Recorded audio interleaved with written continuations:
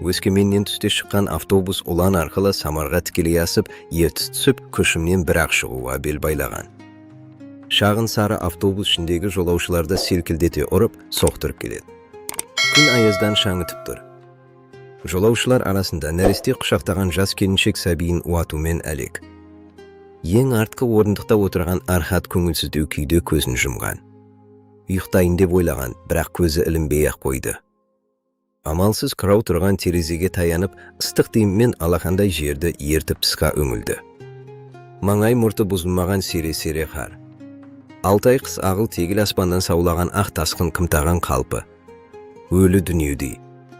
Биыл биік Алтай Наурыздың ақша қарны жамылып, самарқау жатыр. Сырбаз Алтай көктемге жонын бергісі жоқ. Суыр малақайын көк желкесіне сырып, Архат ойға батты. Жолаушылар автобус іші жылы болса да қымтана түсіп, көбір сыбырлары азайған. Жол ұзақ. Кемінде 6 сағат жүру керек. Бұл көшімге асығытта келеді. Туған жеріне 7 жылдан астам уақыт өткенде оралдау бұл. Әне келем, міне келем деп жүріп өмірдің ағымымен келе алмаған. Тірлік деген сол. Көңілге демеу, шіркаяқта тұратын үлкен ағасы, соның үйінде тұрма. Аға жеңгесі бірақ сыртқа теппес. Бауыры ғой. Қан емес пе? Қайдам ондай қылық танытуы да ғажап емес. Ең бастысы, паспортқа пропискаға отырып, 500 сом ақша тауып Алматыға қайту. Бәрінен де 4 ай бойы Сергелденге салынғанын айтсаңшы. Сол бір желтоқсанның бұрқағы болмағанда бәрі басқаша болар еді. Желтоқсанның ызғары армиядан запастағы офицер болып оралған мұны да қарыды ғой. Ақыры, Астана түгілі маңындағы ауылға да тұрақтай алмады. Тұрақтатпады ғой. Көші қолан желтоқсан шекен деп шығармаса, Николай бригадир доныш жазбаса, құйрығына қалжуыр байланбас еді. Фурша жақсы, көтеріліске жездесін етіп барып қатысты. Таяқты да жеді жегізді де. Ал органдағылар қаскелеңде 3 сағат ұстады. Дәлел болмағандықтан қоя берді. Ана бір Базиев деген капитан, өзінің ұлты балқар екен, сол қол ұшын берді. Иә, енді міне. Ұлан асуына иек артайын кетті автобуста. Жел көтеріліп, жол үстінде борасын сырриды. Асудан ары елсіз күнсіз қарағайлы тауышы.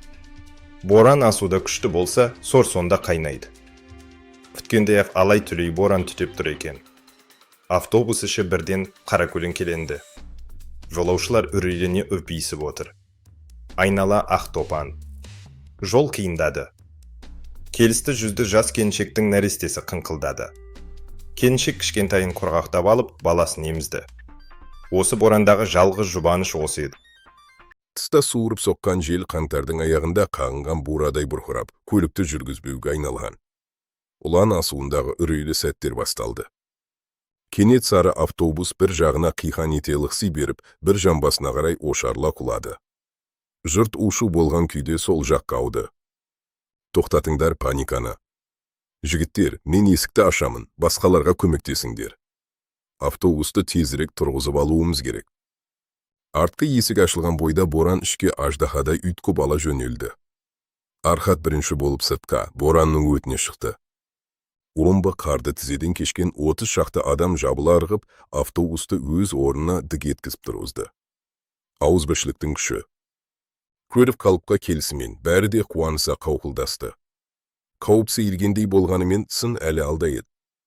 Машина оталмаса да, шофер Архат пен жігіттерге алдын аршуды бұйырды.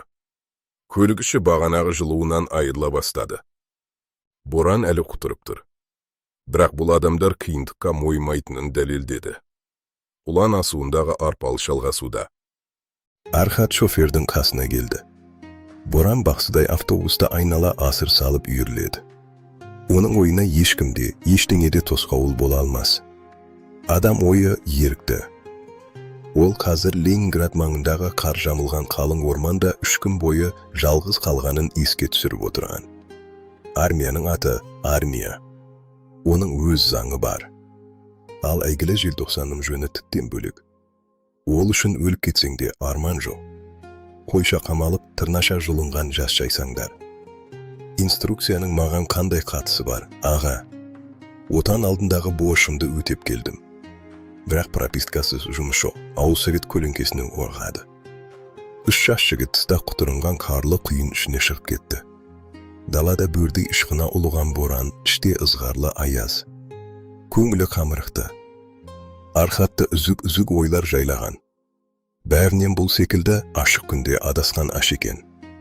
Лайым, олар адаса оймасын.